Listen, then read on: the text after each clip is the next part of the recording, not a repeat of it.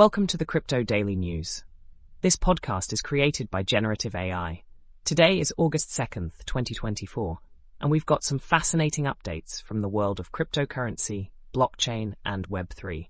Links to all stories can be found in the episode notes. First up, Daylight Energy has announced a $9 million Series A funding round led by A16Z. This is a significant milestone for the company, which aims to develop a next-generation distributed energy platform. The Daylight Protocol's testnet is now live, allowing users to earn rewards by connecting distributed energy devices to their mobile app. The company envisions a decentralized energy system that incentivizes the growth of distributed energy resources and electrification. Daylight's vision has evolved to focus on building a unified connectivity layer for distributed energy resources. Their platform will serve as a marketplace for energy capacity and data, enabling users to connect devices like thermostats and batteries to collect real-time energy data. The traditional energy model, reliant on large power plants and extensive transmission lines, is becoming outdated due to rising demand and underinvestment in infrastructure. By decentralizing the grid, Daylight seeks to alleviate capacity issues without significant capital expenditure. However, scaling distributed energy resources remains a challenge.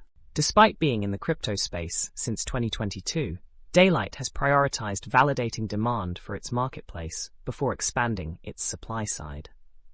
The Daylight Marketplace, which connects homeowners with energy upgrades, is the first application built on the protocol. The team is actively collaborating with energy companies to serve thousands of homes. Next, the Variant team shares their excitement about the future of cryptocurrency, focusing on developments anticipated for 2024 and 2025. Key predictions include the rise of mobile as the default platform for crypto, improved stablecoin infrastructure for global fintech adoption, and innovative formats for prediction markets and NFTs.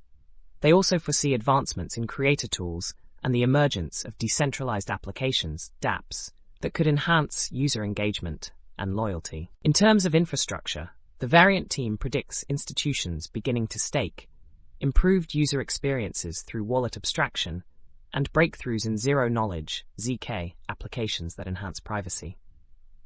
They also highlight the potential for decentralized AI and compute to gain traction, as well as the financialization of crypto leading to new incentives. Specific forecasts include the launch of stablecoins by major fintechs, the emergence of decentralized training models, and significant user growth for platforms like Farcaster.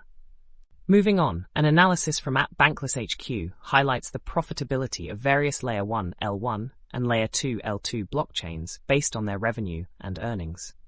Ethereum leads in revenue generation with $2.22 billion over the past year, but reported a net loss of $15 million due to high token issuance outpacing revenue, largely because transaction activity has shifted to L2s.